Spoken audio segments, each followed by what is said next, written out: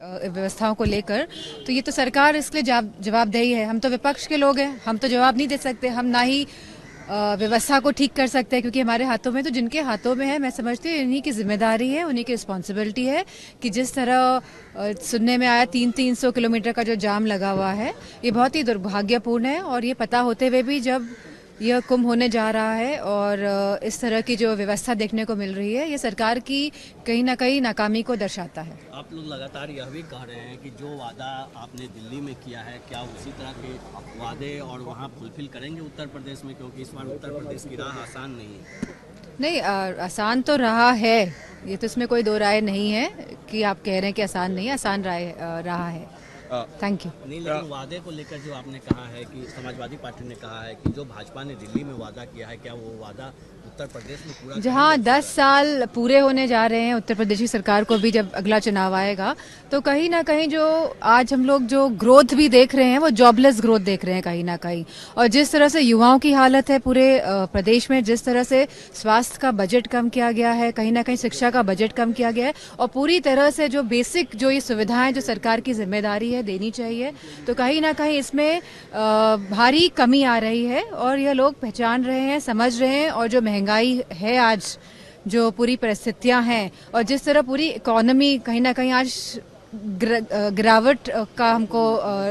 अंदेशा जो मिल रहा है, जिस तरह पूरी इकोनॉमी ठप पड़ी हुई है कहीं ना कहीं, तो मैं समझती हूँ कि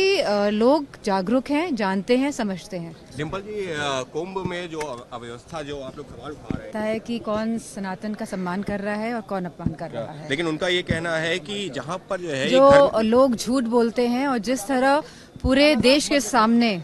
झूठ का जो पर्दाफाश हुआ है, तो कहीं ना कहीं ये बात हम समझ लेनी चाहिए। और वो भी संत लोगों से आपने झूठ बोला, वो भी अखाड़ों से आपने झूठ बोला है। तो जब आप इस लेवल में झूठ बोल सकते हैं संत लोगों से, तो आप किसी से भी कोई भी झूठ एक घर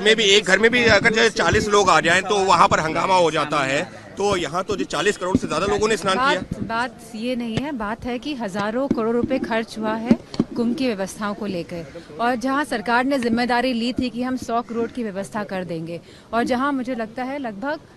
15 करोड़ लोग तक आए होंगे,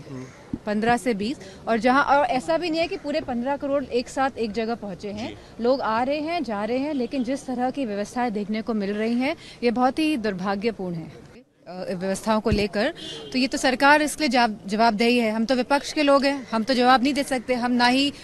व्यवस्था को ठीक कर सकते हैं, क्योंकि हमारे हाथों में, तो जिनके हाथों में है, मैं समझती हूँ इन्हीं की जिम्मेदारी है, उन्हीं की रिस्पॉन्सिबिलिटी है कि जिस तरह सुनने में आया 300 किलोमीटर का जो जाम लगा हुआ है, ये बहुत ही दुर्भाग्यपूर्ण है। और ये पता होते हुए भी जब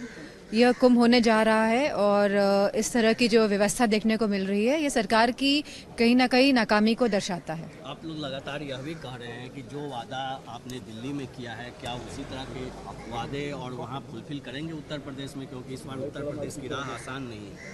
नहीं, आसान तो रहा है, ये तो इसमें कोई दो राय नहीं है कि आप कह रहे हैं कि आसान नहीं है, आसान रहा है। Thank you. नहीं, लेकिन वादे को लेकर जो आपने कहा है कि समाजवादी पार्टी ने कहा है कि जो भाजपा ने दिल्ली में वादा किया है, क्या वो वादा उत्तर प्रदेश में पूरा? जहां 10 साल पूरे होने जा रहे हैं उत्तर प्रदेश की सरकार को भी, जब अगला चुनाव आएगा, तो कहीं ना कहीं जो आज हम लोग जो ग्रोथ भी देख रहे हैं, वो जॉबलेस ग्रोथ देख रहे हैं कहीं ना कहीं। और जिस तरह से युवाओं की हालत है पूरे प्रदेश में, जिस तरह से स्वास्थ्य का बजट कम किया गया है, कहीं ना कहीं शिक्षा का बजट कम किया गया है, और पूरी तरह से जो बेसिक जो ये सुविधाएं जो सरकार की जिम्मेदारी है देनी चाहिए, तो कहीं ना कहीं इसमें भारी कमी आ रही है। और यह लोग पहचान रहे हैं, समझ रहे हैं। और जो महंगाई है आज, जो पूरी परिस्थितियां हैं, और जिस तरह पूरी इकोनॉमी कहीं ना कहीं आज गिरावट का हमको अंदेशा जो मिल रहा है, जिस तरह पूरी इकोनॉमी ठप पड़ी हुई है कहीं ना कहीं, तो मैं समझती हूँ कि लोग जागरूक हैं, जानते हैं, समझते हैं। डिम्पल जी, कुंभ में जो अव्यवस्था जो आप लोग सवाल उठा रहे हैं है कि कौन सनातन का सम्मान कर रहा है और कौन अपमान कर रहा है, लेकिन उनका ये कहना है कि जहाँ पर जो है जो लोग झूठ बोलते हैं और जिस तरह पूरे देश के सामने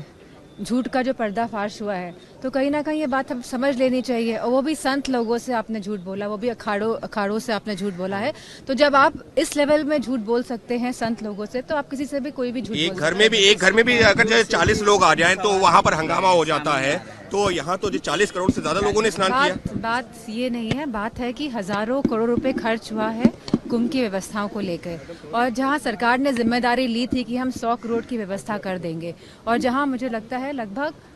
15 करोड़ लोग तक आए होंगे, 15 से 20, और जहां, और ऐसा भी नहीं है कि पूरे 15 करोड़ एक साथ एक जगह पहुंचे हैं, लोग आ रहे हैं, जा रहे हैं, लेकिन जिस तरह की व्यवस्थाएं देखने को मिल रही हैं ये बहुत ही दुर्भाग्यपूर्ण है। न्यूज नेशन अब व्हाट्सएप पर खबरों के ताजा अपडेट के लिए न्यूज नेशन के इस QR कोड को स्कैन करें।